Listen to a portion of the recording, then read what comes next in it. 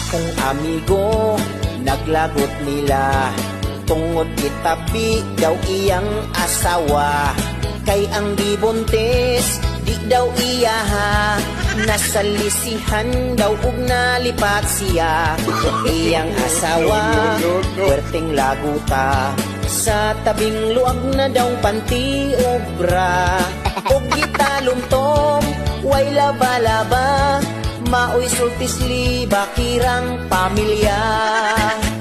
Sila ang pamilyang manlibakay, istoryang gamay, mo katay-katay, kinabuhi sa ubay hilabtan, ang importante nga makalibak lang. Akong amigo, naglagot nila, tungod itapi daw iyang asawa.